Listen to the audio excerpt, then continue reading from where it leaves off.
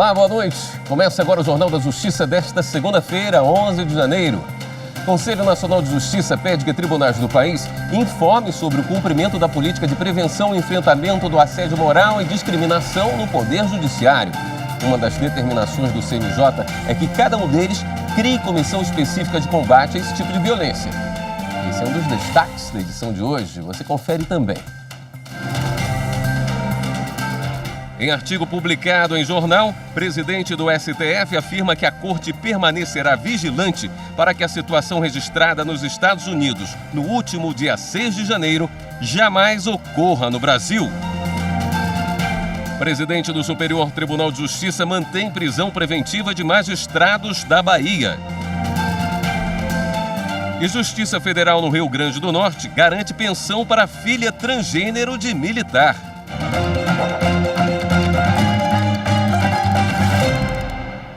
Os tribunais de todo o país deverão informar ao Conselho Nacional de Justiça as providências que estão sendo tomadas para evitar assédio moral, sexual e discriminação no Poder Judiciário.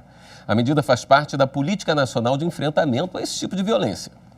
Além das comissões regionais que cada tribunal deve formar, a política de enfrentamento ao assédio e à discriminação criada pelo CNJ no ano passado também determina a abertura de canais de escuta e acolhimento, com o objetivo de estimular denúncias de vítimas.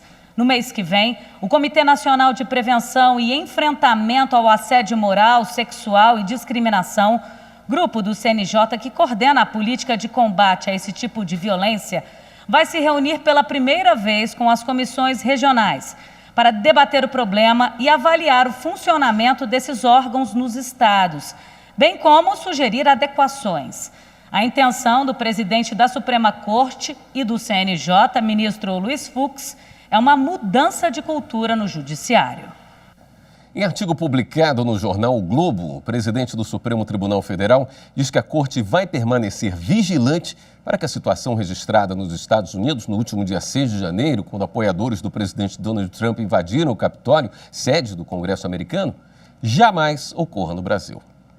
Fux destacou que a democracia tem como essência a soberania popular e que o auge vem com o processo eleitoral. Mas a democracia só se sustenta com respeito às regras do jogo. No artigo, o presidente do STF diz que o que se viu na tarde do dia 6 de janeiro de 2021 nos Estados Unidos foi violência, brutalidade, desrespeito às instituições e extremismo. Destacou que a conservação da democracia pressupõe a tolerância ideológica mútua, o pluralismo político e, acima de tudo, a reserva institucional de líderes políticos em face da soberania popular. Frisou que quando esse equilíbrio é quebrado, não só a Constituição se rasga, como as próprias grades de proteção da democracia são esfaceladas. Fux também defendeu que não há democracia sem respeito às instituições, que garantem os direitos mais básicos do cidadão e permitem o equilíbrio necessário para o bem-estar de toda a sociedade, assegurando espaço para cada área essencial: economia, saúde, meio ambiente, social e outras. No artigo, o presidente do STF afirma ainda que qualquer líder que busque subjugar as instituições, sendo elas do judiciário, do legislativo, do executivo ou mesmo as privadas, concentrando e abusando do poder a ele concedido pelo voto, deve sofrer imediata reação da imprensa livre, da sociedade crítica e dos demais poderes constituídos. Vitórias eleitorais não representam carta branca para desígnios individualistas ou decisões arbitrárias. O governo é das leis e não dos homens. Fux destaca que o Poder Judiciário tem papel essencial nesse contexto, porque cabe a ele ser o garantidor do cumprimento das leis e da Constituição. O presidente do STF encerra o texto dizendo que irá assegurar que a Corte, como guardiã da democracia constitucional, permanecerá vigilante para que a situação registrada nos Estados Unidos no dia 6 de janeiro jamais ocorra no Brasil. Preservaremos a democracia a qualquer custo. E em julgamento no plenário virtual, a maioria dos ministros do STF votou para invalidar a obrigatoriedade de informações sobre débitos nas contas de água e luz em Santa Catarina. A norma foi questionada em 2017 pelo então governador do estado, Eduardo Pinho Moreira. No julgamento na corte, prevaleceu o entendimento da relatora da ação, ministra Carmen Lúcia, para quem a lei estadual invadiu a competência da União e dos municípios ao estabelecer obrigações às concessionárias locais. O ministro Humberto Martins, presidente do Superior Tribunal de Justiça, decidiu manter a prisão preventiva de magistrados do Judiciário baiano investigados pela Operação Faroeste. A operação da Polícia Federal apura a prática dos crimes de organização criminosa, corrupção e lavagem de capitais supostamente praticados por magistrados, servidores do Tribunal de Justiça da Bahia, advogados e produtores rurais em torno de disputas judiciais por valiosas terras situadas no oeste da Bahia. A decisão foi proferida em tutela de urgência, na qual o Ministério Público Federal requereu a reavaliação da necessidade da manutenção da custódia cautelar dos magistrados, uma vez que o marco final estipulado pelo Código de Processo Penal para a reavaliação da prisão preventiva venceu em 6 de janeiro de 2021.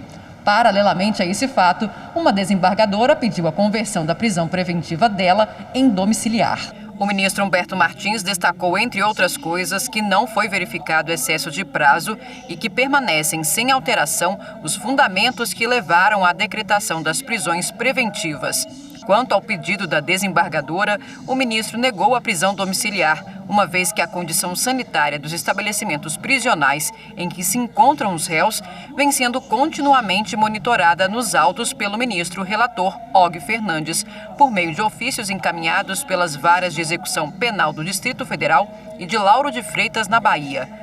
A decisão do presidente do STJ pela manutenção da prisão preventiva dos magistrados acontece sem prejuízo de posterior reavaliação de sua necessidade pelo relator do caso. Em outra decisão, o ministro Humberto Martins negou o pedido de prisão domiciliar de advogada suspeita de venda de transferência de detentos em presídios mineiros. De acordo com o Ministério Público de Minas Gerais, entre 2017 e 2020, suposto esquema intermediado por advogados pagava propina a servidores públicos para providenciar as remoções de presos em busca de melhores condições para a continuidade das atividades criminosas. No pedido apresentado ao STJ, a defesa da advogada alegou que a decretação da prisão preventiva afrontou liminar concedida pelo ministro do Supremo Tribunal Federal, Edson Fachin, em habeas corpus coletivo, determinando a liberação de custodiados em meio à pandemia. Em sua decisão, o presidente do STJ afirmou que a matéria não pode ser examinada pela Corte Superior, pois ainda está pendente o julgamento de mérito do habeas corpus na Justiça de Minas Gerais. Ainda sobre decisões do STJ, o ministro Humberto Martins também manteve a prisão de comerciante acusado de matar a namorada em Fortaleza. O ministro Humberto Martins, presidente do STJ, indeferiu liminarmente habeas corpus de um comerciante acusado de estrangular e assassinar a namorada de 22 anos em Fortaleza. Ele foi denunciado por homicídio triplamente qualificado, motivo torpe, meio cruel e recurso que tornou impossível a defesa da vítima. O crime aconteceu em setembro de 2007. De acordo com a denúncia, a jovem foi deixada gravemente ferida e seminua na porta de um hospital da capital cearense por um homem que estava em um carro importado, identificado como sendo do comerciante. No processo foram apresentados vários elementos, entre provas diretas e indiretas, de que ele assassinou a vítima e que o caso não resulta única e exclusivamente da prática de violência doméstica, e sim de execução da jovem, que teria descoberto as atividades criminosas do então namorado, apontado pela polícia como um dos maiores traficantes das regiões norte e nordeste do Brasil.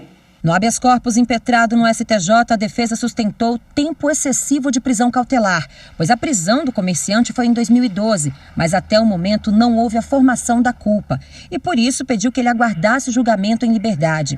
Na decisão, o ministro Humberto Martins afirmou que o excesso de prazo não foi apreciado pelo Tribunal de Justiça do Ceará, o que impede o STJ conhecer do pedido, sob pena de indevida supressão de instância. O Ministério Público Federal moveu uma ação civil pública contra o município de Piraí, no Rio de Janeiro, e o Instituto Estadual do Meio Ambiente para que elaborem e executem plano de regularização fundiária da cidade. A ação movida com pedido de tutela de urgência é resultado de um inquérito civil público instaurado pelo MPF em 2010. para apurar irregularidades na demarcação da faixa marginal de proteção do rio Piraí, as construções e ocupações irregulares na área de preservação permanente do rio que fica na cidade põem em risco o meio ambiente. O órgão pede para que não sejam liberadas autorizações para reformas ou construções de imóveis ou empreendimentos já instalados no local ou com planos de instalação.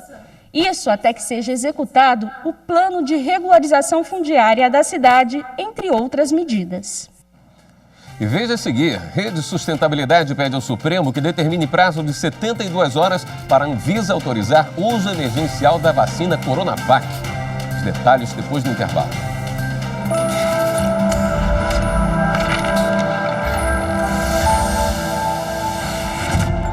A Constituição Federal de 1988 inaugura um momento disruptivo na trajetória constitucional do nosso país, especialmente no âmbito das relações de trabalho, em que a Constituição, de um lado, incorporou ao texto constitucional diversos direitos que estavam pulverizados na legislação infraconstitucional, conferindo a eles uma garantia muito maior contra as flutuações das maiorias ocasionais do Congresso Nacional, e, de outro lado, também prestigiou alguns princípios muito relevantes para as empresas do nosso país, como é o caso do princípio da livre iniciativa.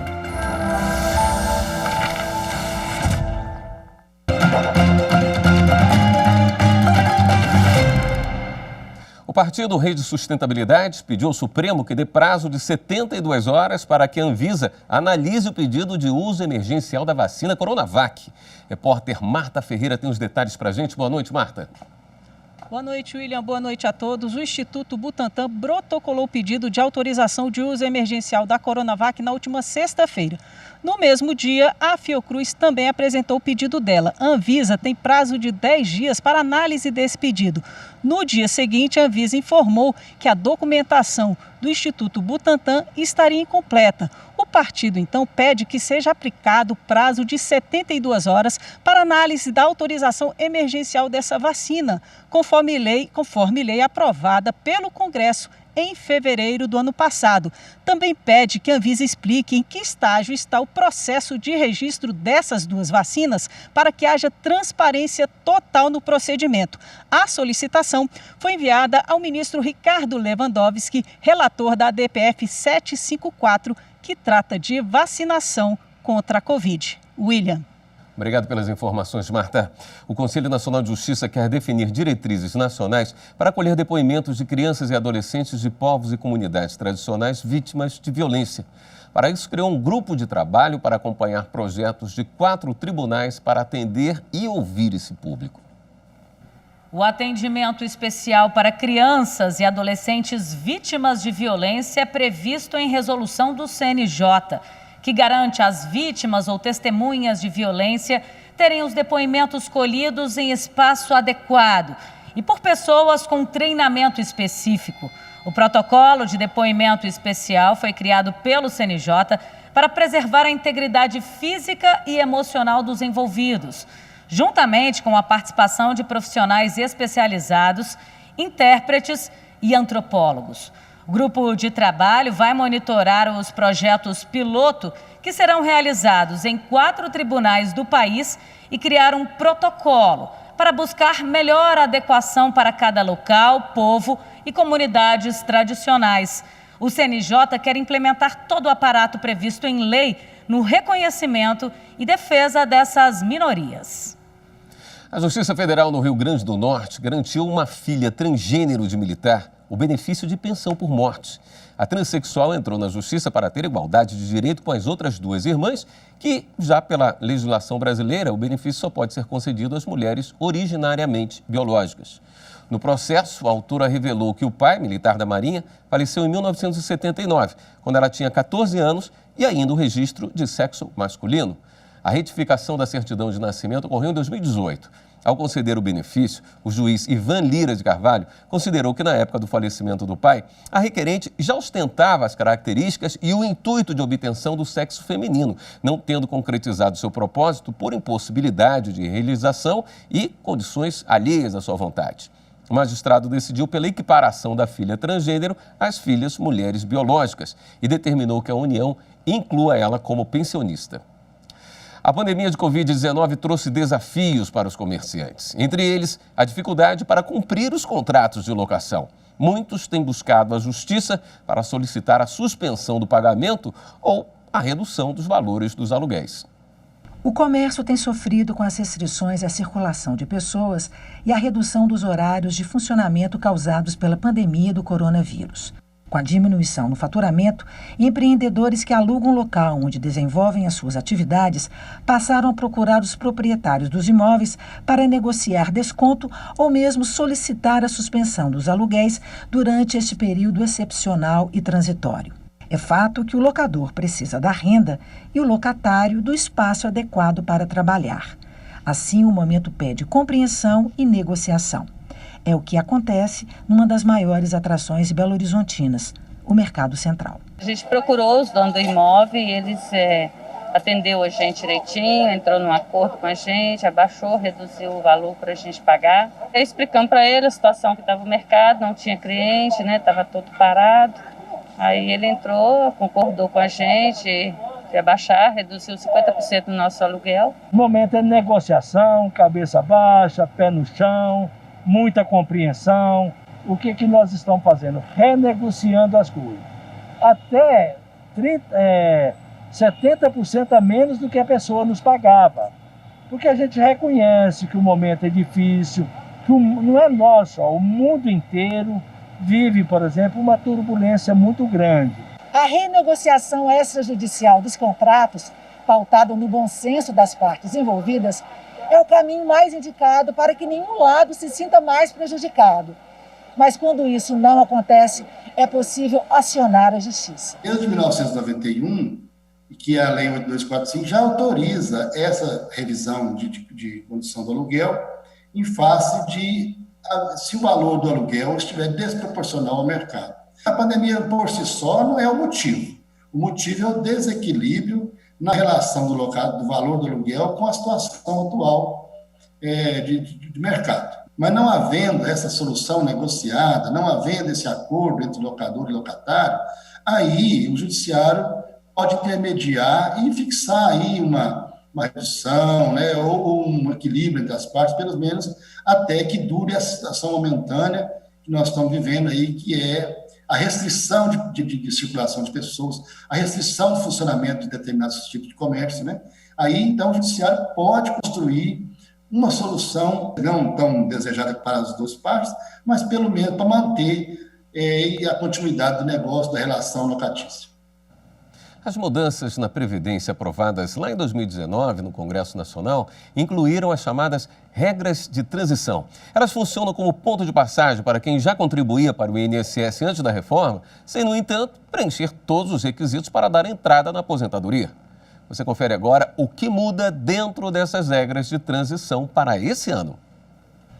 Trabalhadores que estão perto de se aposentar iniciam 2021 de olho nas chamadas regras de transição que atingem a idade mínima de aposentadoria e o tempo de contribuição. São medidas que foram aprovadas em 2019 no Congresso durante a votação da reforma da Previdência e que se modificam anualmente. O objetivo é permitir que os atuais trabalhadores se aposentem antes da idade mínima estabelecida pela reforma da Previdência e o segurado poderá optar pela forma mais vantajosa. Essas regras de transição começaram a ser aplicadas em novembro de 2019 e seguem até 2033. Neste ano de 2021, elas ficam assim. Para a aposentadoria por idade, só tem transição na idade mínima da mulher.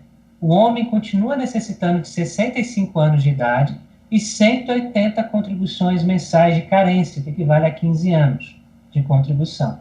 A mulher começou com 60 anos e que vai aumentar 6 meses a cada ano. Agora, em 2021, serão necessários 61 anos de idade para as mulheres, até elas atingirem o máximo de 62 anos de idade. A segunda regra é a de transição por pontos. Para este ano, as mulheres precisam ter 88 pontos e os homens 98. Esse número é o resultado da somatória da idade mais o tempo de contribuição. Então, a idade mínima para as mulheres que forem se aposentar esse ano dentro dessa regra é de 57 anos, mais 30 anos de contribuição. Já os homens precisam ter idade mínima de 62 anos com 35 anos de contribuição. Este é o caso de Heloísa, mas ela está preocupada porque trabalhou 4 anos sem registro em carteira de trabalho. Procurei a ajuda de um advogado para obter o reconhecimento desses 4 anos. A empresa já me forneceu um documento dizendo que eu trabalhei esses 4 anos sem registro. Esse documento já foi entregue ao advogado e ele está verificando com o INSS esse reconhecimento. Então, eu conto muito com isso, porque eu preciso me aposentar. A terceira regra de transição é por idade mínima mais tempo mínimo de contribuição. Nesse caso, as mulheres precisam ter idade mínima de 57 anos e 30 anos de contribuição. Já os homens, a idade mínima é de 62 anos, com 35 anos de contribuição ao INSS. Já as duas últimas regras de transição prevêem o chamado pedágio, que pode ser de 50% ou de 100%. O pedágio é um tempo a mais que o segurado vai ter que pagar de contribuição para poder se aposentar, referente ao que ele tinha de contribuição antes da alteração legislativa de 2019. Um exemplo, se a pessoa tinha um homem 34 anos de contribuição e precisava ter 35, faltava um ano, ele vai ter que pagar 50% de um ano, que vai ser 6 meses. O pedágio de 100%. Tal como na regra anterior do pedágio de 50%, o segurado que faltava um período de contribuição para se aposentar na regra anterior vai ter que pagar o mesmo período, 100% dele, como pedágio. E, além disso, essa regra exige também uma idade mínima, que é de 60 anos para os homens e de 57 para as mulheres, majorado de 6 meses por ano. Hoje, em 2021, o homem vai necessitar de 61 anos de idade e as mulheres 58 de idade mínima, além de 30 anos de contribuição às mulheres e 35 anos de contribuição os homens. O advogado especialista em direito previdenciário alerta: nem sempre a regra de transição é a melhor opção para quem busca se aposentar. Porque algumas vezes a regra de transição é muito mais penosa do que a atual regra. Então ele vai ter que analisar para ver onde vai se enquadrar melhor. Você já teve ou tem um animal que causou prejuízo financeiro? Se o estrago foi no sofá ou na lataria do carro, o jeito é se conformar. Agora, se o seu animal deu prejuízo a terceiros, aí você tem a obrigação de pagar. É o que prevê o Código Civil. Imagine um bode fazer isso no seu carro. E a gente contou quantas vezes o animal bateu com o chifre na lataria. Foram 15 vezes. E o estrago não foi pequeno, não. Agora veja este cão abanando o rabo.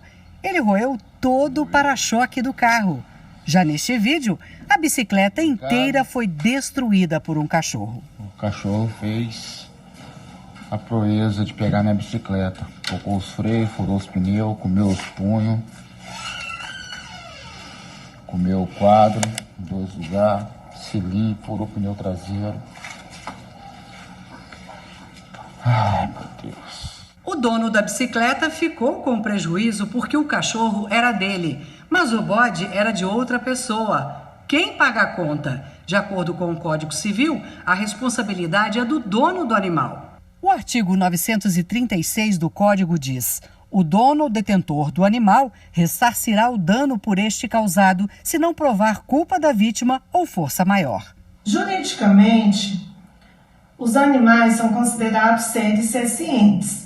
Ou seja, os animais necessitam de cuidados, estão sujeitos ao sofrimento, agem por instinto e não respondem pelos seus atos. No Distrito Federal, a Justiça condenou a dona de 20 gatos a indenizar o proprietário de um carro.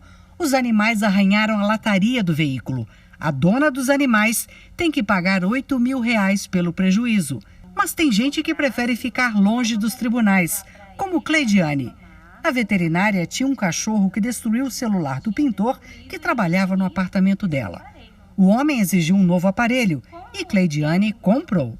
me vi tutora legal do cão. Então, assim eu fiz. Eu comprei um novo aparelho celular da mesma marca que foi exigida pelo pintor e entreguei.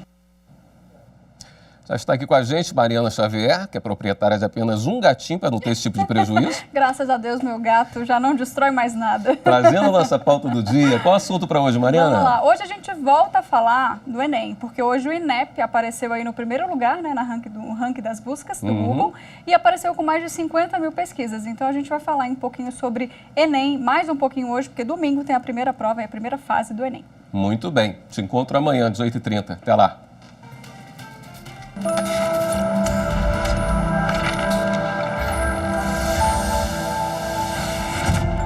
A nossa Constituição Federal de 1988 foi um marco decisivo na nossa história jurídica e política. Com ela, nós tivemos uma maior efetivação dos direitos sociais no Brasil e a consecução de um dos objetivos fundamentais da nossa República, que é a redução das desigualdades sociais e a erradicação da pobreza, processos que estão em construção no nosso país.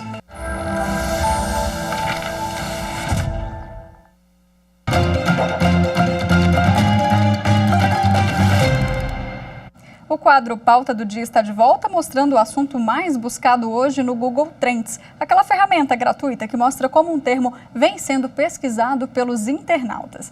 Já na tela 1, com mais de 50 mil pesquisas, a gente vê aqui o INEP, Instituto Nacional de Estudos e Pesquisas Educacionais, Anísio Teixeira, que é aí o responsável por várias avaliações educacionais, como o Enem e o INSEJA, o Exame Nacional para a Certificação de Competências de Jovens e Adultos. Na tela 2, a gente vê os estados que estão mais buscando, né, por esses termos. Temos Piauí, em primeiro lugar, depois seguido Pará, Acre, Maranhão e Amapá. E aí, na tela 3, a gente tem as buscas relacionadas, né? Hoje começaram as inscrições do INSEJA, então nas consultas relacionadas a gente tem os seguintes termos: inscrição 2020, inscrições encerradas INSEJA 2020, inscrição INSEJA 2021, site do INSEJA 2021, site INEP INSEJA 2021. Bom, apesar do INSEJA ter aparecido aí nas consultas relacionadas, as buscas envolvendo o INEP estão ligadas também ao Enem, que é o Exame Nacional do Ensino Médio, que a gente falou aqui na semana passada. A primeira fase acontece nesse domingo, dia 17. Só que na sexta-feira passada, a Defensoria Pública da União pediu à Justiça Federal de São Paulo o adiamento das provas por conta do avanço da pandemia no Brasil. Para debater esse assunto comigo, então, eu chamo aqui João Paulo Dorini, que é defensor público federal. Ele entrou, né, com a ação de adiamento, que eu falei agora há pouco, e também Getúlio Marques, que é secretário de Educação do Rio Grande do Norte e integrante do Conselho Nacional de Secretários de Educação, o CONSED. Bom, vamos testar aqui o áudio. Doutor João, me ouve bem? Ouvindo sim. Bem-vindo aqui. Doutor Getúlio, bem-vindo também ao programa. Boa noite. Boa noite, obrigado pela oportunidade de debatermos isso. Bom, maravilha. Doutor Getúlio, vou começar aqui rapidinho contigo, só para a gente dar essa introdução sobre o INSEJA, né? O INSEJA é diferente do Enem, muita gente está confundindo aí por conta das buscas, né, que são parecidas, mas o INSEJA ele vai acontecer mais para frente, né? O Enem já acontece nesse domingo, por isso a preocupação de tanta gente com essa prova, né? Exato. Hoje o principal ponto é o Enem, que já começa agora nesse domingo e no domingo seguinte.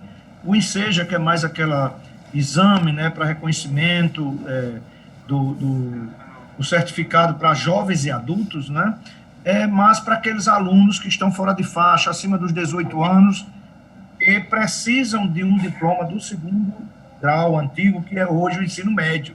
Então, esses alunos que precisam do diploma de ensino médio fazem INSEJA, e, logicamente, preocupados, porque esse ano, né, diversas instituições e diversos estados não estavam podendo formalizar essa certificação dos alunos agora em dezembro, e muitos se adiantaram buscando o INSEJA. Talvez por isso esse tema seja também tão procurado. Tá certo. Bom, doutor João, quero que você explique então para a gente o que foi essa ação, né? O que vocês pediram, qual que é a preocupação da Defensoria na realização do Enem agora, né, no meio dessa possível segunda onda aí da Covid. Ok, obrigado, boa noite, doutor Getúlio, boa noite aos ouvintes e aos ouvintes, aos telespectadores e telespectadoras, e agradeço muito o convite para poder participar desse debate aqui hoje.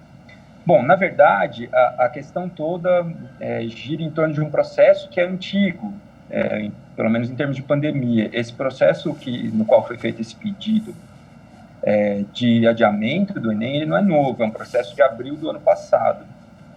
A Defensoria Pública da União, logo que saiu o edital do Enem, no finalzinho de março do ano passado, e ao tomar conhecimento desse edital, nós verificamos, né, que o edital basicamente repetia os editais anteriores do Enem. Naquele momento, a gente já vivia 2 semanas de quarentena, com todas as escolas do país fechadas, sem uma perspectiva naquele momento de como ia se dar o ano letivo, né? O que ia acontecer, como que ninguém sabia ainda o que ia acontecer na quarentena, na pandemia, com as aulas e tudo mais. E fizemos uma recomendação para o INEP, para o MEC, para o Ministério da Educação, para tentar adequar o edital do Enem a essa nova realidade da pandemia, mas não foi possível e aí ajuizamos uma ação, que basicamente ela discute justamente o cronograma do Enem, porque o nosso grande problema naquele primeiro momento era como que ia se dar o cumprimento do conteúdo programático do ano letivo de 2020 para os alunos do terceiro ano do ensino médio nas redes públicas de ensino, nas redes públicas estaduais. A gente ainda não sabia. E o que a gente tem hoje de realidade e a ação começou em abril, né? Nós estamos em janeiro do ano seguinte, que é 2021. E não obstante as secretarias estaduais de educação tenham se empenhado de algum modo para fornecer o conteúdo, é certo que os alunos mais pobres não receberam esse conteúdo. Existe um estudo de que mais de metade dos estudantes que vão prestar o Enem não tem acesso regular a um computador ou à internet, de modo que não tiveram acesso regular a esse conteúdo programático. Então, essa possibilidade do aumento da desigualdade educacional entre alunos pobres e alunos ricos, que é talvez um dos pilares da grande desigualdade que existe na sociedade brasileira, foi o que nos motivou a buscar uma solução para que o Enem fosse realizado de acordo com circunstâncias que permitissem aos alunos pobres, de fato, concorrerem no Enem. Porque a gente tem que imaginar que o Enem ele não é só um exame de avaliação do ensino médio. Hoje, a importância dele, na verdade, é muito maior do que essa, e essa função de avaliação do ensino médio, ela ficou um pouco de lado, quando, na verdade, ele se transformou na grande porta de entrada para qualquer estudante, para as universidades públicas federais e para algumas universidades estaduais, mas principalmente para os estudantes pobres, ele é a porta de acesso para o ProUni e para o FIES, que são os 2 grandes programas de acesso, de financiamento, né, do público de ensino superior privado. Dentro de todo esse contexto, dentro dessa nossa preocupação com os estudantes mais pobres, o que a gente viu foi uma tentativa de se chegar a uma nova data, e por isso o Enem já teve, né, já foi adiado do ano passado para esse ano, mas a gente sempre brigou para que houvesse algum plano de contingência, alguma forma de previsão para novas eventualidades, o que também de fato não aconteceu. E a gente chega agora nesse momento com a pandemia claramente na sua segunda onda, claramente a gente tem picos de infecção e de mortes a cada dia dessa segunda onda, a gente ainda não sabe aonde isso vai chegar, e então me parece absolutamente inoportuno e temerário submeter 6 milhões de estudantes, cerca de 6 milhões de estudantes, mais os milhares de aplicadores fiscais que vão trabalhar na prova, a uma situação que pode ser adiada, que pode ser colocada para depois, para a gente ainda não criar uma maior crise sanitária do que a gente já tem nesse momento. Só para contextualizar aqui, o INEP já se posicionou, disse que a prova sim vai acontecer, não é isso, doutor João? Eles não, não acataram essa questão de adiar. A gente convidou também o INEP para participar aqui conosco, mas infelizmente eles não puderam. E esse também é um apelo de estudantes. Hoje, um dos trends do Twitter foi a hashtag #AdiaEnem, que foi promovida aí por uma organização de estudantes que realmente está preocupada com isso. Agora, doutor Getúlio, como é que esses alunos eles podem se manter seguros? A Secretaria de Educação, eles vão ajudar de alguma forma na fiscalização nesse dia a dia da prova? O que vocês têm já de concreto do cronograma de como vai ser mesmo esse dia de domingo? Boa noite a todos vocês que estão nos assistindo. Eu concordo plenamente com o que disse o doutor João, porque também, aqui no Rio Grande do Norte, desde abril, que nós tínhamos essa preocupação. E no Conselho, de uma forma geral, nós, secretários de Estado, à época conversamos com o INEP, pedindo esse adiamento a partir daquilo que os estudantes, inclusive, vinham colocando, e essas questões que o doutor João levantou. A impossibilidade de muitos alunos que estão numa situação de risco, alunos que não têm conectividade, alunos que não conseguem chegar à escola, e temos isso em todo o Brasil, no Rio Grande do Norte também, apesar de todo o esforço da secretaria, dos professores, 90% das nossas escolas em atividades, mas mesmo assim muitos alunos que não conseguem participar dessas atividades e fazer as suas devolutivas.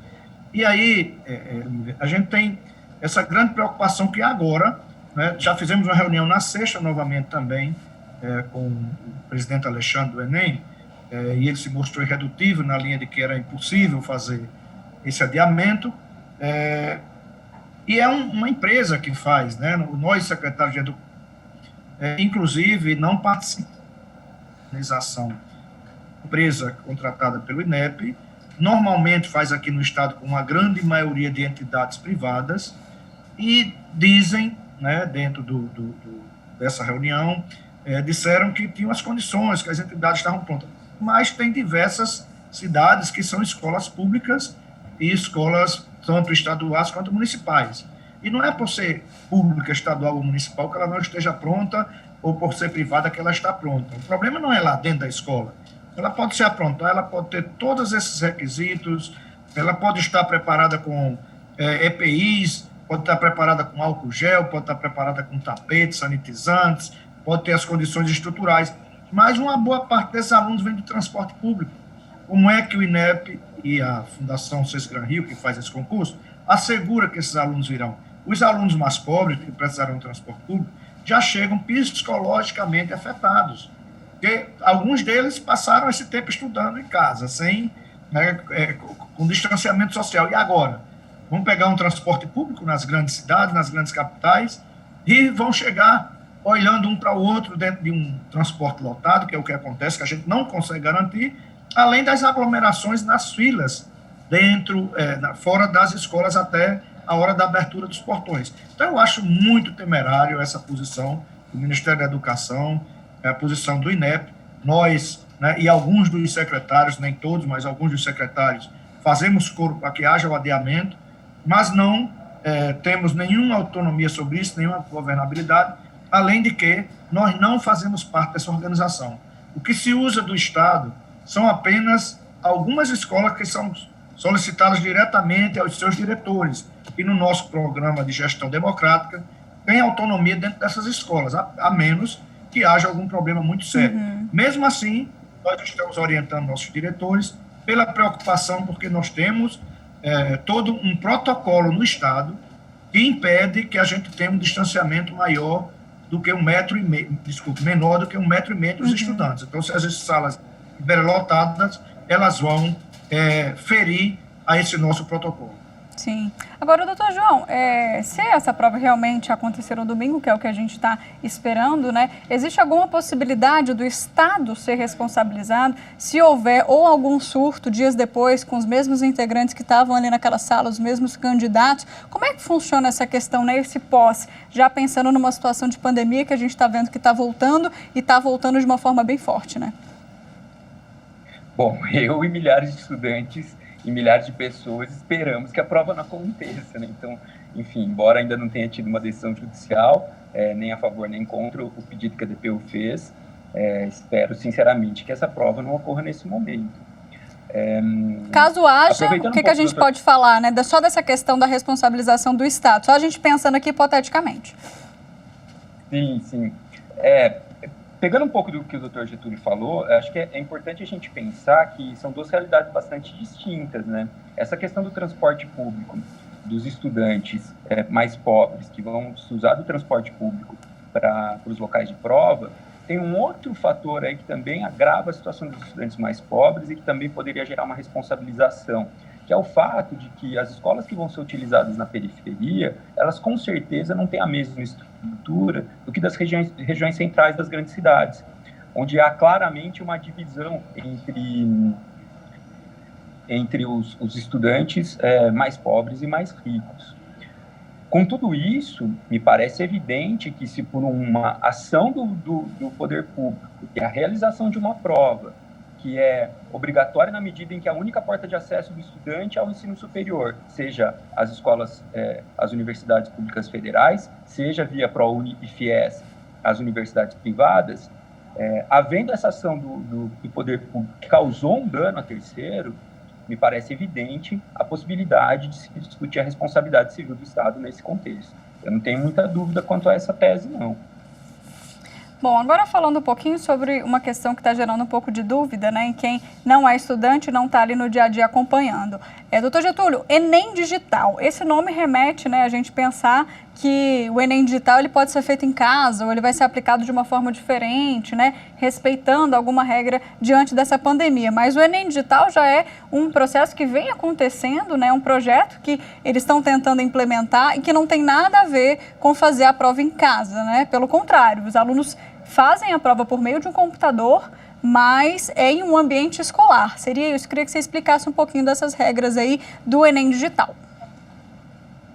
O Enem Digital também, ele inclusive seria aplicado um pouco antes da prova, com aquela data de novembro, mas por conta da pandemia também foi adiado. Mas o Enem Digital é um projeto do governo federal e do Ministério da Educação, que não só reduziu os custos da prova, como de integrar os alunos, né, a tecnologias, né, hoje preponderantes no século XXI. Mas esse Enem tem isso que você acabou de dizer, né? Em princípio, quando a gente pesa Enem Digital, o aluno pode dizer, não, eu vou fazer o Enem em casa. E é tanto que se criou o senso comum, uma discussão, não, mas como ele vai fazer em casa, alguém pode ajudar, mas não é isso. É um Enem que você faz no computador, mas vai ter que ir a uma instituição. Então, nesse momento de pandemia, aqueles que vão fazer o Enem Digital, que hoje são cerca de 96 mil, também terão que ir para uma instituição. Vão para os laboratórios das instituições e essas provas acontecerão no dia 31 e no dia 7 de fevereiro. Ainda com tudo isso que o Dr. João Paulo falou sobre as preocupações que a gente tem, né? Essas questões da pandemia, elas não foram embora, muito pelo contrário, elas estão, parece que cada vez crescendo mais. Enquanto a vacina não chega, nós temos essas preocupações. E o Enem Digital, ele não mudou. Ele vai ser, são 4 provas, mais uma redação, o mesmo tempo da outra prova, 5 horas e 5 horas e meia no dia que tem as provas de língua portuguesa e a prova de ciências humanas e mais a redação. Então, códigos, né, e linguagens e ciências humanas e redação são feitas no mesmo dia, 5 horas e meia. E depois temos 5 horas para matemática e suas tecnologias e ciências exatas. Então, não vejo tanto na prova tradicional, que é a prova impresso, como na prova digital, os alunos precisarão ir até a escola. Ou seja, pessoalmente, né, fisicamente nessa escola. Doutor João, esse entendimento, para a gente fechar aqui o nosso bate-papo, ele pode ser também levado para a questão dos vestibulares, concursos públicos, que tem muita gente esperando, né? Porque se a gente pensar na logística, são pessoas numa sala, né, por mais que seja esse número reduzido, que estão provavelmente num espaço ali, até pode ser com janela e tudo mais, mas talvez não com a circulação de ar ideal, não com os parâmetros de segurança que a gente vem ouvindo falar tanto, né? Esse entendimento, então, pode ser utilizado nesses outros exemplos? Eu particularmente entendo que sim. Mesmo porque, pegando especificamente a situação do estado de São Paulo, que é onde eu estou lotado, né? Caso as escolas, de fato, estivessem preparadas para receber pessoas que não se convivem entre si, ainda que com menor número de pessoas por sala, naquele espaço reduzido, com aquela ventilação que se tem, eu tenho absoluta certeza que as escolas públicas do estado de São Paulo teriam voltado a ter aula, e não tiveram. Como em outros estados, em outros municípios também, as redes municipais muitas vezes também não tiveram o retorno das aulas físicas, presenciais. Ou seja, é óbvio que o Enem ele traz esse impacto por ser uma prova com quase 6 milhões de inscritos e de âmbito nacional. Mas esse mesmo raciocínio pode se aplicar perfeitamente a outras situações semelhantes.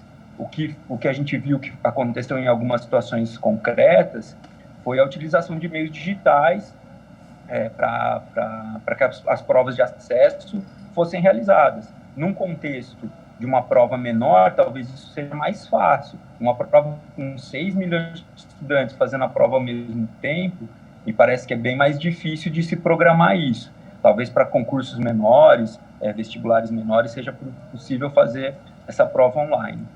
Tá certo. Doutor João, obrigada pelos esclarecimentos. Uma boa noite para você. Agradeço a sua participação aqui, viu?